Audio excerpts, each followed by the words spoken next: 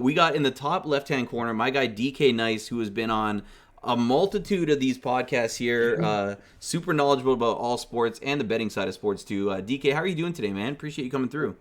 And doing great. A little tired. Just woke up like about Oh, 15 minutes ago, but we're good. damn! I hear that, man. DK, you've done quite a few 24-hour streams in the last month too, man. You've really been grinding. Yeah, How's the energy level overall? Yeah, and you booted up. I think it's 7 a.m. the other day too. Like you're still getting the early yeah, streams in. yeah. Very good. Very good. Different approach now. Yeah, Doing man. great now. It's grind season. Playing a lot of MLB The Show too. I noticed as well. Like you like definitely branching out. Madden. There's only so long that you can play Madden without completely burning yourself out. I've found myself. I'm at that stage right now. Madden, I still play a little bit off stream, but literally I'll play my two head-to-head games, then I hop off and try to save my sanity. Geezy in the building as well. Geezy's been on a bunch of these podcasts too, always making himself available. Geezy, how many more days do you have in that dorm room before you got to get out of there? I gotta move out in 5 weeks. I'll be here for like another like 5? four weeks. Yeah. Damn. All right. So are you staying up right till the bitter end, enjoying some like party and whatnot before you head home, or? Yeah, I don't want to go home because that means I gotta work, and Yeah. then that means I gotta live with my mom, and I love my mom to death. But God, she needs to let go. But yeah, She's a lot. She's a lot. I've been yes. privileged enough, and I'm sure a lot of people who've been in Discord with Geezy have been privileged enough to hear her come over when she's done like grocery shopping and talk to him for a little bit, and she's hilarious. But yeah, I know what it's like, man. It's tough. Hey, wait until you get out of college and then you go and live back at home, which is what I did for many years, like until I got married and got a job downtown. So it's tough, man. You think it's tough now, Geezy? Wait until you're like 25 and you're living at home, and then it's a whole different story. Then you got to deal with it on that next level. Yep. My guy, Bucket Hat Beam, Laser Beam 527, coming through making his debut, and he broke out the bucket hat just for the occasion. Yeah. Beam, your dorm room's looking good too. This is like an MTV Cribs dorm edition here. Geezy's I'm got some out of LEDs. this. I'm out of this tomorrow. I'm packing up tonight, getting out of here tomorrow. Let's Finals go. week. And still found time to do the podcast. I appreciate that, man. Moving's stressful. Like I hate moving personally. Obviously, like when you're in a dorm, it's like normally your stuff that you bring can fit into one carload at least, or a couple carloads, so it's not the end of the world. But man, moving kind of sucks. So kudos to you for doing this on a I'm moving gonna get day. my wisdom teeth out on Monday. Oh damn! I did that just before I got my wisdom teeth out, like 2 weeks before I went to college during the summertime, and my face was so swollen up. Like for the first week, my first impression of everybody, they thought that my face was like super fat. It was just really bruised and nasty. Well, it is, but But you're gonna recover quick, Beam. You're a fighter. You'll be fine. I'll be playing like 15, 20 hours of MLB this show straight. I'll be fine. Oh, absolutely, man. The glitch with the this is what my mom did for me when I had my wisdom teeth taken out. Get some frozen corn, put it in pantyhose, tie it to your head, and then it just sits on your jaw, and it feels amazing. But then you Oh no, smell they're it. giving me an ice pack. Yeah, They're gonna give me an ice pack that'll go around my face. bro, that's actually way smarter. This shows how old I am. They didn't have any of that stuff. we had to literally put corn on our face. I'm Like doing the straight only. Novocaine too. I ain't getting put out. Yeah. Oh man. Oh, there you go. You're gonna be you're a trooper. Man, I'll I've tell had you what. Going under I've anesthesia had is a the full weirdest feeling off in the with this world. thing separated, so Yeah. Damn. So you can monitor the procedure as they go. I'm gonna say, man, being under anesthesia for anybody who's been in like a surgery or something is the weirdest thing because you literally they're counting you down and you wake up and it's like 8 hours later as if you just like a second passed. It's so strange. But Beam, appreciate you coming through, man. And then we got our guy Angel Hernandez, best official in the entire MLB there. Never misses a call, great strike zone, doesn't insert himself into big moments in games and make it all about him. Great dude. So we got him in there. We're gonna have my guy Mr. Charmin Clean coming in on the podcast too, but either he might have forgotten about it or maybe got tied up at work. So it's all good. We're gonna ride with this panel of three and make some things happen here. So appreciate everybody coming through, and we're gonna get right into the first question here. So let me close up my Angel Hernandez. Oh my god. And pull up my topics here. So the first thing that I want to do, guys, and we've done this before, but preseason for some of the guys that have been on here before. But give me a little home team rundown. So tell us for anybody who's new and doesn't know you guys yet, what team do you root for, and how has their season started out so far? We'll start with DK in the top left corner. DK, who are you a fan of, and how's the season going so far, my dude? Yeah, so maybe a little bit of controversy, especially for this panel, but a Yankees fan, born and raised. That's the one team that one New York team that I like, Yeah. and that the one team that if you don't like in this house, you're probably getting kicked out. So Yeah, facts. that's where I am with it. Yeah, and they're what are they? They're like around 7-5, something like that. Like they're just above 500. Just lost today. Oh shoot, they played a day game today, eh? And then the Jays played one too, a day game. That's yeah. So they're hovering around 500 right now. Still probably in like tied for second in the division or something like that. Yeah. It's so early. I don't even look at the division races until like June, July. Like this is just seeing what your team's about. But what have you seen from the Yankees so far that you like and that you think is going well for them at this point? Well, I feel like usually, and I could be wrong about this, but usually the narrative about them early in the season, if it's kind of rocky, their bats are, going to work. Yeah. Which maybe that is the cause for some losses, got to be, but it's really the pitching is what I'm, seeing and hearing a lot about. That's so yeah, gotta get that fixed up. Yeah, I've heard like a little bit of worry about Garrett Cole. I know he got pulled in like the second inning the other day. He had thrown like 78 pitches or something in 2 innings. Didn't give up a ton of earned runs, but had walked like 5 batters early on. So he seems to be going through something right now. He was runner-up in the Cy Young race last year, and obviously one of the best pitchers every single year in baseball. Are you worried at all about Garrett Cole? Like, do you think this is a sign of a bad season to come, or do you think he just is going to work through it and kind of get back to his normal form at some point? I mean, you hope, right? But this is not like his first start or second start. This is now game 3, and I feel like he's struggled in every one. Could be wrong. Yeah, facts. No, he really has, and I will say, like, I've gotten a chance to see the Jays have already played a 4-game series against the Yankees, and I will say one thing to me about the Yankees that's the most intimidating is their bullpen. Like when their bullpen comes in, like most teams are lucky if they have one guy who throws 98 miles an hour. The Yankees, I swear, put out 3 straight guys that had a 98-mile-an-hour sinker against the Jays, and it was nasty. And you guys got a guy, Miguel Castro, who I don't know if you got him off waivers or if you probably didn't even have to give up anything to get him because he was on the Orioles last year maybe or the Rockies. He was on the Jays when he was 20 years old, and he came up to the majors, and his stuff was just filthy. Like he had so much movement, throws gas, and I always thought, like I was like, man, I really hate that we gave him up in a trade to get Tulowitzki. And he never really turned into anything, but I always knew, I was like, man, this guy could be a filthy closer at some point. So I obviously hate seeing him go to the AL East, and he looked really good against the Jays. So I think you guys have a little diamond in the rough there. But yeah, man, we'll see. It's a long season, only, just over 10 games in, so let's not get too crazy right off the bat. Yeah. Geezy, what about you, man? Who are you rooting for this year, and what are your thoughts on the season so far from what you've seen? I root for the Cubs every year. I was shocked the way we started the season. We took, I think it was 2 from the Brewers or 3, one of the 2. And it's just been kind of how I've expected it afterwards. I mean, played the Rockies, didn't look too good versus the Rockies. The Rays kind of owned us. But, I don't really expect much. I mean, we're not as competitive as we have been in past years. Like, we traded Baez and Bryant and Rizzo and all of them. So, to be honest with you, before the season started, besides Contreras and Hayward, I don't think I could name anybody else who was in our starting lineup.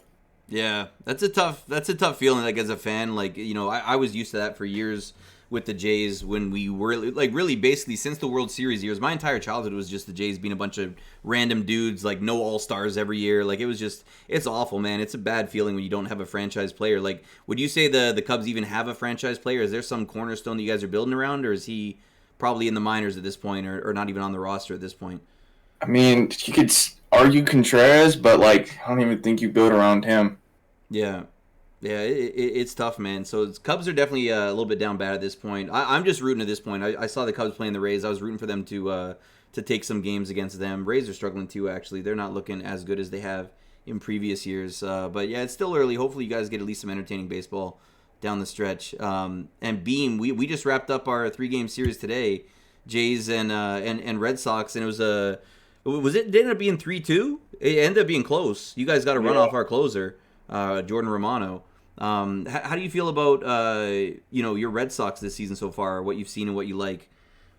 It's not what I hoped for, but Alex Cora just tested positive as well for COVID before the game today, so it was kind of a yeah. I really am kind of scared, but Yankees, thank you for Garrett Whitlock. Garrett Whitlock, who is that guy? That sounds super familiar, but is he He's a our pitcher? closer. Yeah, is he nasty? Middle reliever guy. He pitched like four Yeah, innings straight. So we're still at 6 and 7. yeah, We'll turn it around. Xander just has to get paid eventually. yeah, He's in yeah. Dever. Facts. Yeah, you guys do have like some great infielders. Like Devers definitely a great power hitter. He just missed a home run. He broke his bat the other day during an at bat. Just Yeah. snapped that thing on the ground after just missing a pitch. And Bogarts has been a good hitter for a long time. Cornerstone of the franchise at this point. From what I've heard, I think they still have a pretty good farm system. So you guys got a bright future, and it's still super early. If you can hover around 500 until June, honestly, you're in good shape. And then you decide whether you want to be a seller or a buyer. And then in June we should get James Paxton and Chris Sale back. So I feel like we're gonna turn around.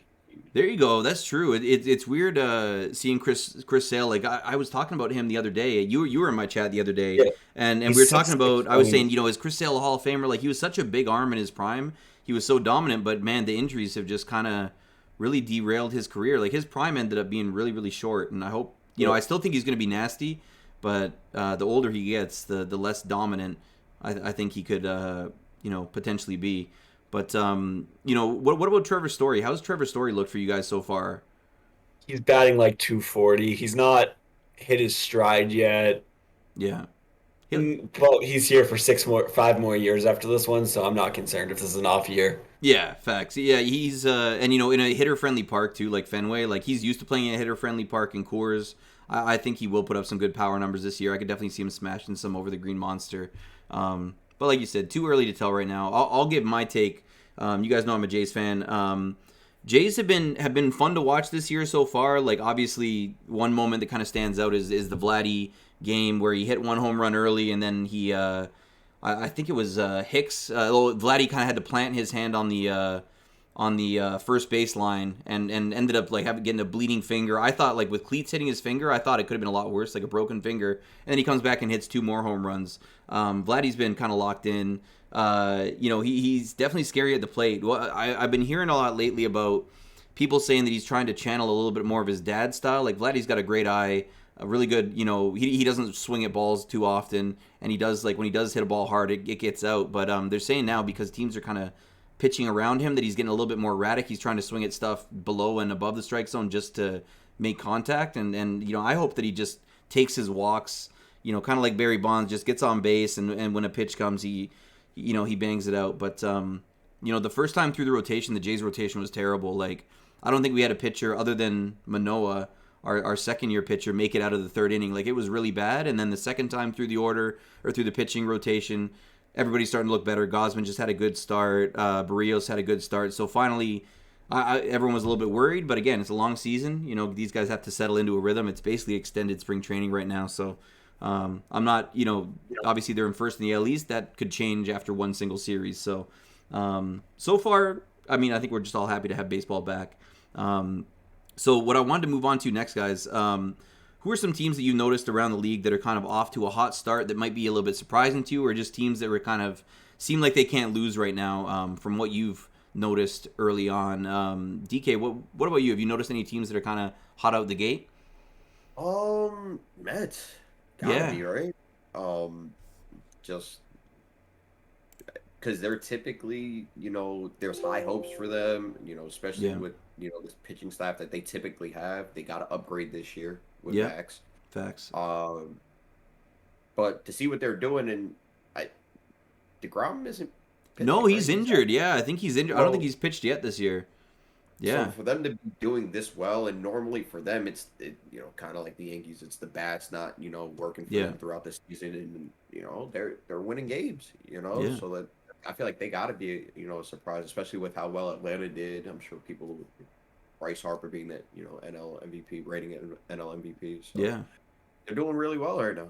Yeah, it's a tough division. Like they had, I think, either the first or second series of the year against Philly in the division. I think they ended up pulling out a couple games. They blew a lead one game and lost one. But honestly, like looking at King Kov's Twitter, you'd think the Mets were terrible, but I'm pretty sure they're like the best. Them and the Dodgers are probably the best records in the National League right now. So yeah, they actually got them. Mets have the best league in record in all of baseball. There you go. And look at this. Like King Kov's like crying about it on Twitter all the time. I'm like, how bad? Like what? It doesn't make any sense to me. At 2-11. Bro, if you're a baseball fan and you're like if you live and die with every loss, it's a horrible sport to be a fan of. Like I get it. Like you can't approach the MLB season the same way you approach an NBA or like an NFL season where every win is big. Like literally, your team will lose 60 games and you'll be the best team in the league. So. But yeah, definitely the Mets off to a hot start, and I've seen even I think Lindor hit like a walk off the other day. I don't know if it was a home run, but a walk off base hit. So if Lindor can actually be, remember he's still super young. Like they signed him to be a superstar. He was not great last year. So if he can actually be good, and then they added Scherzer to that rotation, like they got a lot of talent on paper. So I'm not surprised that the Mets are doing well so far. Geezy, what about you? Who have you noticed that's kind of shot out of a cannon to start the year so far? What is the NL West? Like pretty much every team in that division besides the Diamondbacks is like off to a really, really good start. Like normally, like it's maybe 2 or 3 teams that are really good, but there's 4 teams in that division that are playing really good right now, in my opinion. Yeah, like that's a division that's going to be really tough. At least what it looks like right now. Yeah, absolutely, and it's funny too because even the Rockies are one of the teams that I don't think we thought would do too well. We talked about the other week about Chris Bryant, and it was kind of just like a meh, whatever signing. Like, we were like, the Rockies are going to be shit anyways, so he just went out to get his bag, and they're not going to come into play. But so far, they've been playing well, getting some big wins. I think the Dodgers are like 9-3. I mean, the Dodgers always have the best team on paper every year. It's kind of, at this point, it's kind of, we know they're going to be really good. And then, you get the Padres with so much talent on their team, too. They've been loading up for years now. Machado bouncing back to form. It's definitely... could be the best division in baseball. With the AL East maybe struggling a little bit to start, I'd say it's between those 2 divisions as the best one in baseball right now. Beam, what about you, man? Who's kind of caught your eye with their early season performance? There's actually 2. Yeah. The Blue Jays and the Mets. Hey, I love it. Yeah. For sure. And from the Blue Jays, from what you've seen, like just in that 3-game set, I know you got to watch a couple games recently. You got to catch the Jays game yesterday, you were saying? Yesterday you went to the game. They lost yesterday, right? The Jays? Big time. I actually left after the 7th inning. Yeah. Oh, shit. Yesterday was the 6-1 game, right? You guys won the first game of the series, I'm pretty sure, right? Yeah. We did. Tilapia or whatever his name is. I call him Tilapia. It's Tapia, right? Tapia? Yeah. Yeah. That home run he hit was actually like no joke, especially in a park like Fenway. Yeah. Yeah, he's like one of our only left-handed bats. Like the thing about him is, and I've just started getting involved in like the Reddit forums, like as I started doing the sports thing for like the Jays, the Vikings, the Blue Jays, and people are like, "Oh, Tapia's so shit. Like he's terrible. Like we should have kept Randall Grichuk." I hated Randall Grichuk because he just struck out more than anybody, and we already have enough power. And as a 4th outfielder, I'd rather have a guy who's fast like Tapia. His numbers aren't jumping out yet, but I think having a little bit of speed on the base paths and having somebody who's just like a lefty in a lineup that's full of righties. We have no left-handed hitting at all. I think he could be, as a 4th outfielder, I think he's a good piece. I don't like him as a starter right now, but once we get Teoscar back, I think we should be okay. Facts. And the Mets, like DK said earlier too, definitely shot out of a cannon early. Now, who are some teams that, in your guys' opinion, are off to kind of an ice cold start where either it looks like their season's done already, it looks like they've mailed it in, or it looks like they're going to have to really dig themselves out of a hole to start things off. DK, who have you seen that just doesn't seem to have it early in the year? Yeah. I'm sure there's a few teams that we could think of that are probably pretty obvious, but one I'll say is the Reds. With how they ended and wrapped up this last year, that crazy win streak. Even did they end up making the playoffs last year? I don't even remember. It's funny. Like last year they did. I think it might have been a wild card. Hang on, let me look it up. Damn, so they were at least in contention last year. Yeah, well, it was like they just had a crazy miracle run that like got them there. If they did end up making it, you would think that they would have rode that type of momentum. Like no, they were eliminated. They didn't make it last year. Whoa. They didn't make it last year. Oh well, still so they think a team would build on that success for sure. Did they beat 11 right now? Who's that guy? He was a card in MLB The Show, and I'd never heard of him. He was like a breakout player for the Reds last year. I can't think of his name now, but I think he might not even be on the team anymore. I've been looking at box scores. What the heck's his name? I only know because he was one of the best cards in the show that they added earlier on, and now I'm totally drawing a blank. India? Not India, the third baseman. It was I think it might have been a middle infielder. Oh, well, I can't think of him now, but obviously, I like the Reds because they got Joey Votto, who's like, from Toronto, where I'm from. He's a big personality. I know he was like mic'd up for the first game of the season, and apparently he's huge on TikTok. I don't know. I haven't seen any of his TikToks. They haven't showed up on my feed, but for a guy who's pushing 40 to be on TikTok, I mean, good for him. But I don't know if you guys saw this about the Reds, but like, did you see the comment that their owner made? Somebody brought it to my attention in chat that people were complaining about the direction of the team, the lack of resources put into the team this year, and basically the Reds owner said, well, the only solution is to make this team more profitable, and the only way to do that is to move it to another city. So he basically said either shut up or the only way to get a good team is to move somewhere else, or we're going to get more revenue coming in. So he kind of had some strong words for the fan base, which kind of made him come off like a dick in my opinion. But yeah, so I think Cincy is probably one of the more unhappy fan bases right now for sure. And obviously the bad record is not going to help him out that way either. Geezy, what about you, man? Who are some teams that just look like just dog water at this point in the season? DK kind of stole mine with Cincinnati, and I had it I had everything I wanted to say. And, damn. Yeah, it was all covered. But I was looking at records in between because I'm like, fuck, I gotta find something. Yeah. And the Phillies are kind of off to a slow start a little bit. Yeah, but they're 5-8. Yeah, and you never know it because of Big Kep and W's tweets coming out. You'd think they were going to be the best team in the league. Yeah, 5-8 pass. They got some pretty good players on that team, don't they? Got Bryce Harper, reigning MVP. Reese Hoskins or Hopkins, whatever his name is. Yeah, they got Castellanos. Who else? They had Castellanos. Yeah, what the hell is going on there? There should be no reason they're 5-8. Yeah, they should be 11-4 at this point. Yeah, they should be one of the we should be putting them up where the Dodgers are right now. That's what the hell is going on with them? To be honest with you, I don't think I've ever I only watched the Cubs so far this year. Yeah, I've only watched Jays games too. Yeah. What the hell? Yeah, and part of it too is that they've played already a series against one of our hot start teams against the Mets. So the Mets kind of won that series against them, built up a little bit of leeway. I know when I was talking to Big Kep on here, he was saying the one question mark was the starting rotation for them. They got Aaron Nola. They got really beyond their top two. They don't really have a super deep rotation of guys that project to be really, really good starters. So it could be an early season thing, but yeah, honestly, I think it's a long season. They'll rebound at some point, but the NL East also might be one of the best divisions in baseball too, with those two teams at the top grinding it out. There's a lot of really good parity in the league right now. I think it's whereas the NBA, I don't know if I love the play-in game. I get the idea behind it, making every game count and getting teams to stop tanking because they could squeak into the playoffs with a not so great record. I get that. I like that, but I think by adding a couple of these wildcard spots and expanding the MLB playoffs, it's actually made for a lot of teams feel like they have a shot to win. So the league's getting a little bit more balanced. It's not like it's just like the Yankees every year, or the Dodgers every year. Other teams are loading up too. So I think that's a good thing for the game overall. I agree. Yeah, and Beam, what about you, man? Who's the team that's stinking it up from what you've seen so far? I was going to say the Reds, but I looked at the standings and there was actually one that surprised me more than any. The Texas Rangers. They start at 2-9, same record as the Reds. Yeah, and with a year where they actually spent a crap load of money in free agency, and we kind of knew this, they don't have starting pitching there. There's a lot of holes in their lineup even.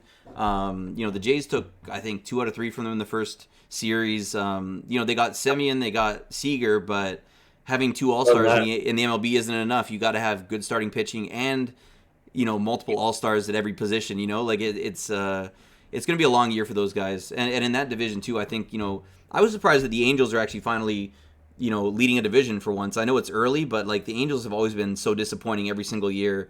Even with these great stories, like Trout being the best, possibly the greatest of all time, and Ohtani being an MVP, they always seem to disappoint. So seeing them, off to a good start is actually, I think, kind of refreshing for once. Not that I'll watch their games. They're 10 p.m. Eastern. I can't stay up for that. But yeah. So definitely we kind of gone over some of the hot, the cold teams. Now what I want to kind of focus on now is has there been a player like who maybe came out of nowhere this year, or a young player who was kind of waiting to take that step that you've noticed, or even just like as you're checking through box scores, have you seen a name kind of pop out that you're like, damn, who is this guy? Like that's having a hot start to the season. I mean, it doesn't necessarily have to be home run numbers, but DK, anybody who's kind of caught your eye, it could even be a player on your own team as well, like who's stepping into a bigger role or looks ready to make that next step. Yeah. You know, I don't know if you would quantify his production as like doing really, really good. Yeah. But Jazz, the second baseman from the Marlins. Jazz Chisholm or whatever. Yeah, I know him from the show. Everybody drafts him in BR. Yeah. So like, that really like I didn't take him, right? Yeah. I because that's what everybody did. Yeah. But it kind of like led me to like see what was going on with him in real life. Yeah. And I remember like vividly watching one of their games, and they're not that good either. So it was kind of just a BS game to be watching. But he played really freaking good defensively and offensively, and he had the energy, everything. I was like, wow, this guy is really him, and I guess some of the numbers show it. Yeah, 10 RBIs. That's solid so far. It's true. Like seeing a young guy get off to a hot start. Like a lot of it's confidence. Like when you're coming up to the bigs and when you're trying to make your mark too. So like the MLB, I think is probably one of the streakiest leagues too. Like you see guys get hot and they build off that. And it's tough to be consistent. But I've definitely heard good things about Jazz. I don't think I've been able to catch a game with him, to be honest, even yet in his career. But definitely heard a lot of good things about him so far. Geezy, what about you, man? Who are some of the guys that are kind of having a breakout year? And breakout doesn't have to mean it's a rookie or a sophomore player either. It's like Jose Bautista broke out when he was like 27, 28. Josh Donaldson broke out when he was 27. So it's like, the MLB does have guys that become stars late in their career when something just clicks, Yeah, for sure. I don't know if this is like considered a breakout player, but I've watched him like absolutely obliterate the Cubs these past two games. But Wander Franco or Franco, whatever his name is, that dude has been obliterating us. Yeah, switch hitter too, right? Like he's from the Rays, the shortstop. Dude, that guy's a fucking stud. Yeah, yeah. I mean, that's one that I thought like we're all waiting for the rise of him. It seems like he's going to be kind of the next, one of the next stars out there. And it's funny. I always feel bad. I always feel bad when somebody becomes a breakout star on the Rays because there's no fans to watch them play. And there's no money being put into the team, so like it's almost like when a guy breaks out in Tampa, it's like the worst place to do it. They're just gonna be the best player on a team for 10 years. They're gonna be under team control for so many years already. But definitely making some waves in the AL East for sure. We haven't seen the Rays yet, but the Jays historically, I hate playing the Rays, man. I don't hate the franchise like I do. Yeah, tomorrow, yeah, man. The Rays are just tough, and Tropicana's the worst place to play. They're super weird. Awful. I don't know how they have good records every year. Like I'm like, what are these guys? You can never name anybody on the Rays. Like you could probably name like 2 or 3 people, and then like somehow like they'll just fucking wreck your dreams. And Oakland, there they go. 3,000 people last night or a couple nights ago. Jeez, that's nasty. Yeah, 3,000 people is sad. Like I do think, and I don't want to offend anybody who's a Rays fan. I know we do have some Tampa people we're offending them. Yeah, I think they got to move it somewhere. Like frig, like there's so many cities like Montreal. Like give Montreal a team. Montreal supported their. I'm not gonna lie. I went to a game in 2004 and they were not supporting their team. Like it was pretty dead there. But like there's got to be other cities out there that could support better than Tampa. It's like a retirement community where they're like St. Pete, Clearwater. Apparently it's like not even in downtown Tampa. I remember they used to do games at 6 o'clock instead of 7 because all the retirees that would go there would be too tired by 10 o'clock. Like it's, and then the weather is just shit too. Every time I look in Tampa, it's just like pouring rain, and their dome sucks. You hit doubles off the ceiling. Like what is going on? Something's got to change in Tampa. It's a joke. They couldn't even sell out playoff games when David Price was there in his prime.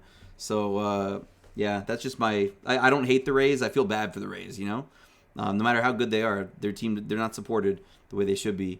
Beam, what about you, man? Who's your breakout guy? Is it the dude who looks like Vladdy and for the Pawtucket socks that you showed me? No, it's not him. It is actually Alex Verdugo. Oh, I think last year he batted like 220 with like I don't know 20, 30, 40 home runs, maybe 20, 30. Yeah. Right now he's at like I want to say a 270 with 3 home runs. Yeah. He's on a good pace, and he's is he a left fielder, right fielder? Like he plays corner outfield for you guys, basically. He plays right or left. It all Yeah. depends on if we have Christian Arroyo in one field. Like, who is that guy? Yeah, seriously. Like I noticed Verdugo though. He was a standout in that Jays series too. He made a nice like shoestring catch in left field too, where it looked like it was like gonna short hop him, and he made a nice play there. So Yeah. definitely a good player. Like you guys have kind of had, it's kind of been weird in the outfield there since Mookie, went to the Dodgers. It's weird seeing like a franchise cornerstone moved on, but hopefully he can be a valuable piece for you guys this season. We actually got Verdugo in that trade, so. Oh, there you go. How old is he? Is he like is he a young player still, or is he? I want to say 25, 26. Okay, so he's just going into his prime then. So that makes sense that he's kind of putting up career numbers so far. With 4 more years of team control. Nice. 3. Can I change my answer? Please, Geezy, please. Yeah. Stephen Kwan, who the hell is that? Well, what team is he on? I've never heard of this man in my life. The Guardians. The dude, like, I read some, like, shit on him, and it just popped in my head when you guys were talking. Yeah. He's, like, hasn't, like, missed, like, a hit or like, a pitch or some shit like that, and, like, oh, wow, no, this was, like, last week. Yeah, Dude's, yeah. like, cracked as fuck. Yo, that's wild. I've never heard of this dude, but I will say, Yeah. and I don't know if the Guardians are still red hot, but that's kind of like they were surprising a lot of people early in the season. They were winning a lot of games. I don't know if their record has ended up evening out by now, but the Guardians were kind of on fire. They're putting up like 10-run games more than any other team. I wouldn't be surprised if they still led the league in runs scored. And they did re-sign Ramirez, right? Like he did end up reaching an extension with them, like a big deal. So I have one more guy, too.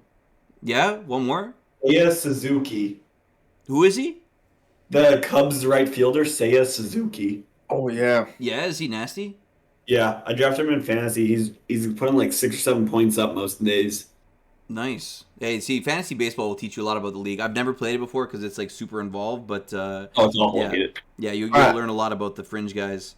I found it. Okay, Stephen yeah. Kwan didn't have a swing and a miss until what's the date of this article? Like April 13th. Oh, damn. So he just hit everything, or took a walk? Yeah.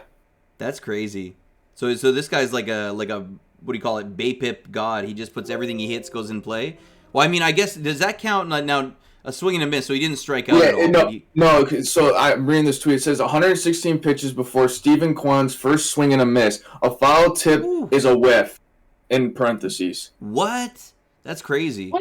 That's insane. So this guy's got crazy. That projects to be like a really good hitter. Then if he can keep that up, he's obviously got a great eye. Honestly, like 382.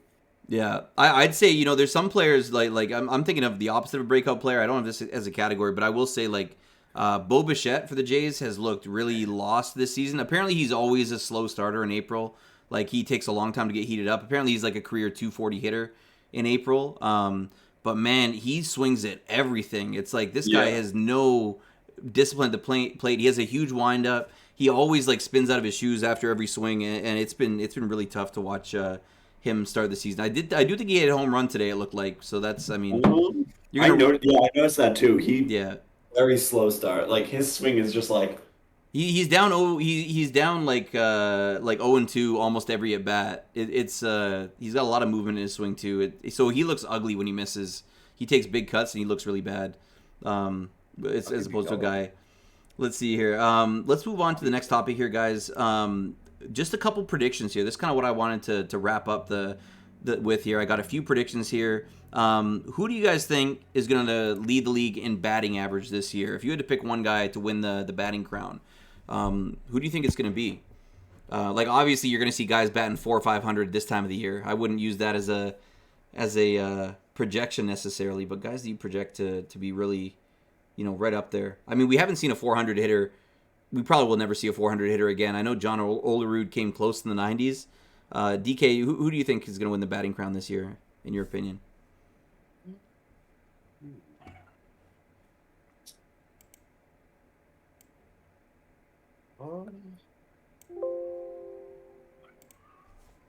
Franco is one. Maybe Ramirez.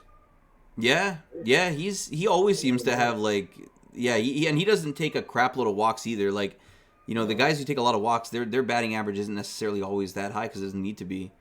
I can see that. Yeah, he's playing well right now, and then like just knowing that he kind of has to pick it up, you know, until no, he's just their guy. Yeah, he's got to be the one to drive in the RBIs, so it's not like he can, you know, rely on other guys in that lineup. They're not a super deep lineup talent wise, so that makes sense that he would be up there at the top of the race. Geezy, what about you, man? Who do you think takes the batting crown this year? This might be a sleeper. It might not be a sleeper. Nolan Arenado. Hey, in St. Louis too. It's still weird to me seeing him in St. Louis. Like I think of him as a Rocky. He was so good there for so many years. And I kind of thought too. I always knew he was a good player, but I thought, you know, whenever I see a player coming from Colorado, their numbers are so inflated because a lot of those fly ball outs in Colorado become home runs. You know, so he is though on fire to start the year off, and you know, still in his prime. I think he's like early 30s now, but yeah, I can definitely see that. Yeah, facts. Nolan Arenado. What about you, Beam? Who are you thinking? My cat's going nuts downstairs. I don't know if you guys can hear that, but my cat's going ham right now. Biased, Rafael Devers. Unbiased, probably Matt Olson. Matt Olson on the Braves. Yeah. You know, okay, interesting. Is he like? I thought of Matt Olson as like a power guy. That like has he been like a great average guy for a long time? I have no idea. He is currently batting 400 in the early season. Yeah. Granted. Career, I think he's his career numbers, he has like 2,100 at bats with 537 in hits. So he's batting like 250 career. Yeah. Hey, you never know, man. Like it's a good fit for him. He's got like a lot of protection in that lineup. Like I think I could definitely see that happening. I mean, I could see also anybody on the Dodgers winning the batting crown too. I could see Freddie Freeman because he's been a guy who can hit like 330 in a really hot season. It's tough though, man. It's super tough because there's there's not a lot of guys that even bat 300 in the league anymore. It's not like it used to be. Like a lot of guys focusing on power and taking walks now. It's kind of like the new meta. I personally, I'm going to go with a biased opinion. And here comes King Cobb, MLB Mets best team in baseball, dickheads. I was saying King Cobb. Honestly, judging by your Twitter account, I thought that they were going to be 2-9. I didn't know they were good. You're complaining every day about the Mets. I'm surprised that they're actually having a really, really good season so far, based on your tweets. But man, I'd say Vladdy has a good chance because he just puts everything in play, and he's got a really good eye at the plate. I think he will be pitched around, so I don't know. He just seems like he never goes cold for that long. I think last year he was probably in the top 5 batting average by the end. If I had to pick a Triple Crown winner, or the most likely, I'd probably say Vladdy because he does a little bit of everything well. But typically when you think of a batting average race, it's probably going to be like some middle infielder, some speed guy who can knock out the infield singles that'll get them there. Now, moving on to the next stat here. What about who's going to have the most strikeouts? So last year, I think Robbie Ray for the Jays led the American League in strikeouts. It is, getting less of a pitcher-friendly league, with balls being juiced and all that stuff. But, who do you think could take the crown this year? I mean, health obviously factors into that too. DK?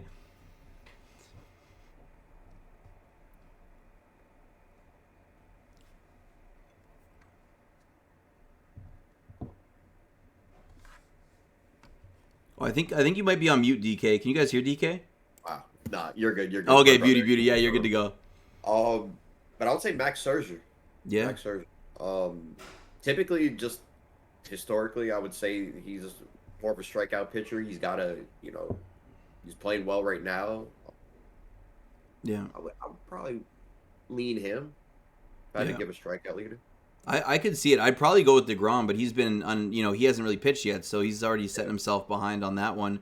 Scherzer's like, he's nasty. Like he's I think I looked it up. Maybe King Koff can clarify this. I think he's 37 years old. Like he's pretty up there. He's getting up there, man. But he's still good, and he's still such a competitor. And I feel like Scherzer, he's gonna end up like dying on the mound. I think like the only way to get him off is for him to like have a heart attack on the mound. He's gonna pitch as long as he possibly can. He's like probably the best competitor, and like if you look at it, like an at bat is like a competition in itself. You get like 27 outs in a game, that's like 27 competitions, and he wants to win every one of them. So yeah, definitely he has that strikeout stuff still, even though he's probably losing a little bit of velocity as he gets closer to his 40s.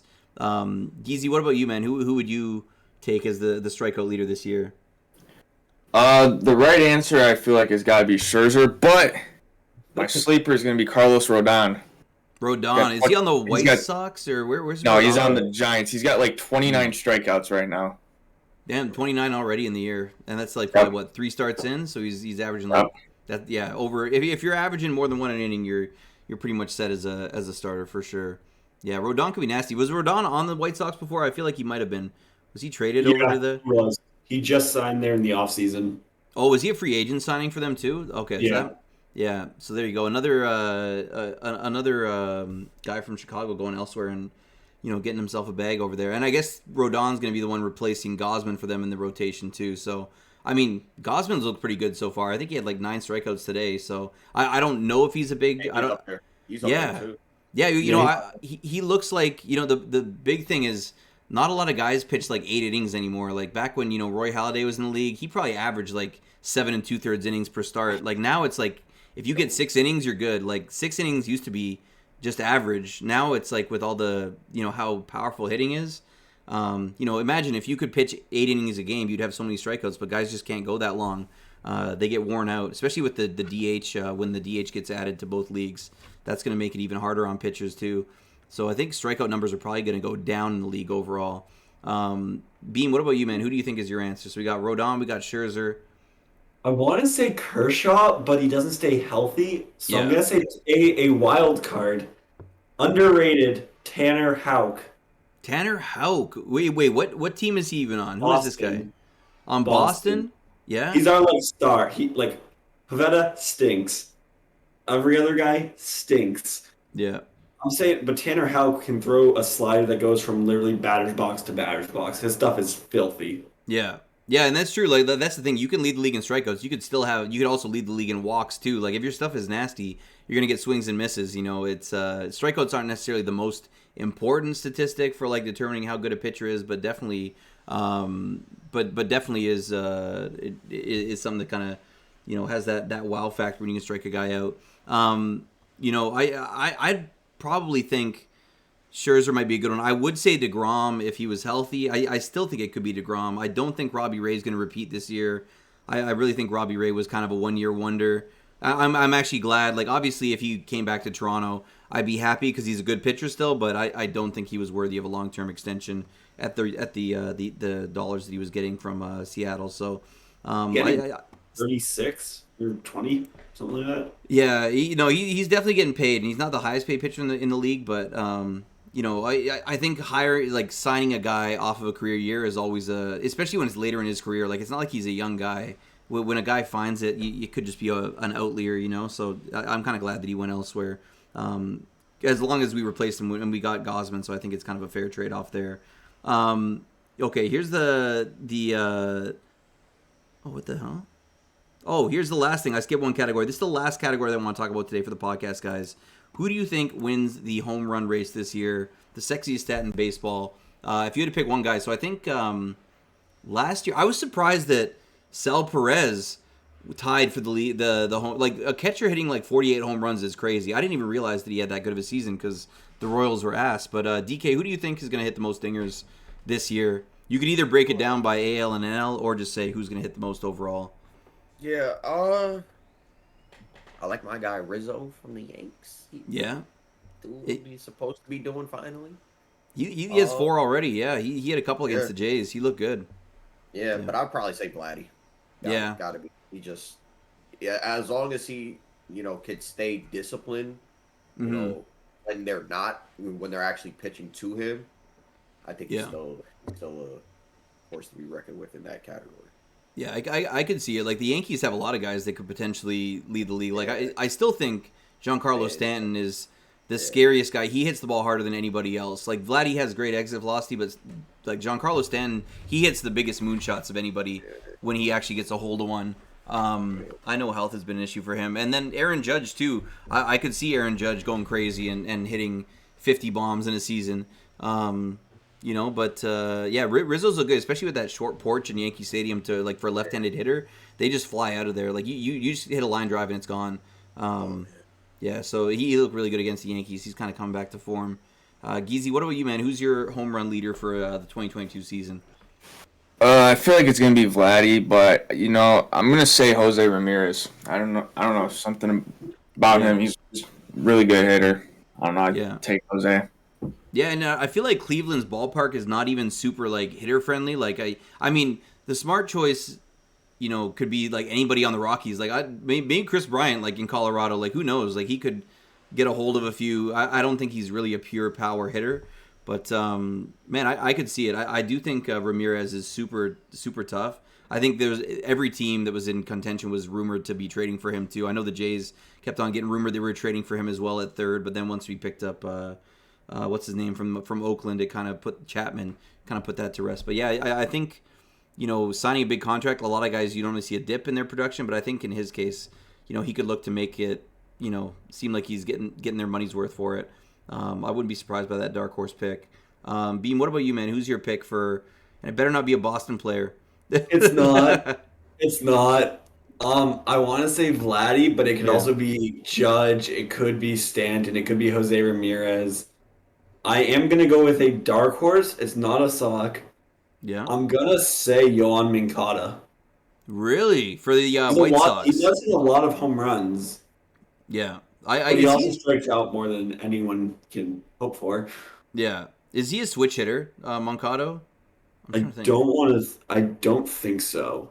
Yeah, I could see it. Like, does anybody think Ohtani repeats what he did last year? With I think he hit 48 bombs last year too. I think Vlad topped out at like 46. His year was just an anomaly. It was think crazy. Ohtani's him. Yeah, you think he's the guy? Like there's just something about him, bro. Like he's just a fucking badass, bro. Like if I went into a gunfight with him, I'd feel confident. Like he's that guy. Yeah. Well, which is kind of crazy to say because he literally has that guy on his team, Mike Trout, but he's not. Mike Trout's not as sexy as what Ohtani does. Ohtani, like being a two-way player, like you just don't see that. Like you just don't see that since like Babe Ruth. Like I honestly have never seen a two-way player in my life who can be a plus pitcher and have really good stuff and then also be a hitter. And we really didn't get to see him be a two-way player until last year because of the injuries. He wasn't really pitching much when he came over to the MLB in the first place. Yeah, that looks like kind of a really good signing for their organization. And who knows?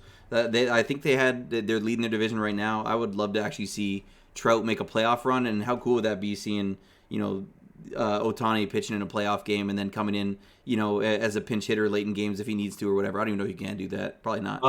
They just made a rule saying if he pitches, he can then stay in the game and be the DH. Oh, really? Yeah, so they would lose their DH spot, but he would fill it, basically. Yeah. So it would be like a even if he comes out of the game, though, he'd still be able to hit. I like that. That's incredible, man. So that gets the most out of him. Rule. Yeah. I'm actually... It's insane to me that Ohtani didn't go to play for a National League team.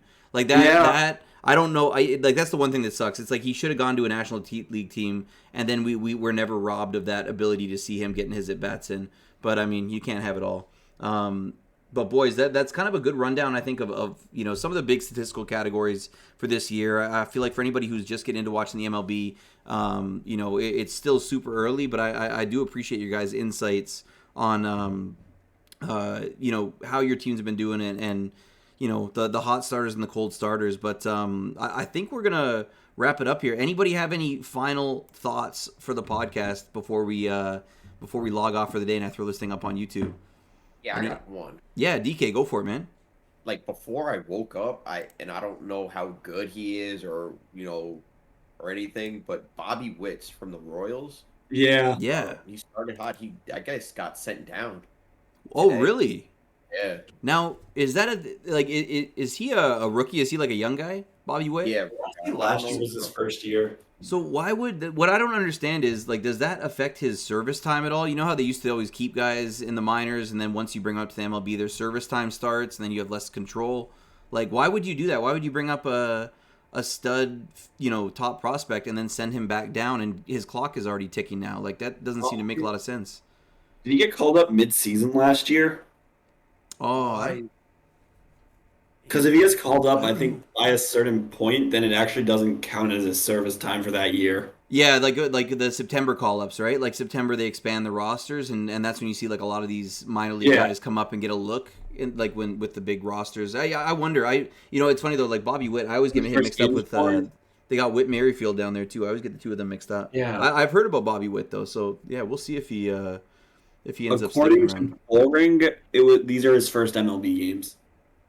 All right, there you go. So he's brand new, but yeah, it's weird too. Like obviously with a top prospect, options probably won't make a difference. But like it's funny, like the Jays literally we traded a better catcher to get a backup catcher just because they have options. You can send him back down to AAA without having to put him on waivers and have some other teams snag him. So I kind of hate the way like there's no salary cap in the MLB, which I think it's weird. I don't know what I think because I hate that there's no salary cap because you get the Dodgers and you get the Rays and you get the difference. But I also at the same time I also hate that there's all this manipulation of players' service time. It's like if the player's ready to play, just bring them up. Like I hate that there's this team control thing for so long.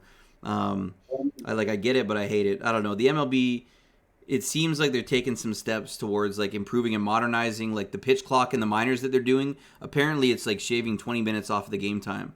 Like they've been using a pitch clock in AAA or whatever, and the games are getting way shorter. Did an hour and 54 last night or a couple nights ago. Damn, that's crazy. So I love it because 3 hours is a long ass time. Like if you're watching a 1-1 game or if you're like in my case, if you're streaming a 1-1 game and it's like a 6th inning and it's been 2 hours and 15 minutes, it's like, bro, I can't. We need something to happen. It is boring. So, but you guys have made it exciting by sharing your opinions. I do appreciate it. Let's see who we can show some love to and ship a little raid over to. You guys have any suggestions? But before we do that, I gotta say thank you to DK Nice for coming through and showing love on here and being a regular on here, man. I do appreciate it. I see your grind. I appreciate you as always, my dude. Go Geezy. Get after those exams, my guy. Thanks for making time in your busy schedule. You're probably out there partying, hungover right now, but you crushed it as always. Good job Googling all of your answers for tonight. I'm not gonna lie to you. I had no idea what the hell to say today. I was like, I can't even lie. I did most of that too, bro. Yo, it's all good, man. Hey, we're all scrambling here. You guys killed it. And my guy Laserbeam for standing up for the entire podcast. You are a hero. Oh, you were sitting down. I was gonna say, man, you got the stand up workspace there. That's a gutsy move. But I respect it, and thanks so much for being on here for the first time, man. Hey, no problem. Thanks for having me. Of course, there's always going to be a spot open for you, man. Hopefully we can fire up another one in a couple weeks for the MLB and NBA next week as well. But for everybody who hung out tonight, thank you so much, man. This has been the Northern. Let's see who we can raid.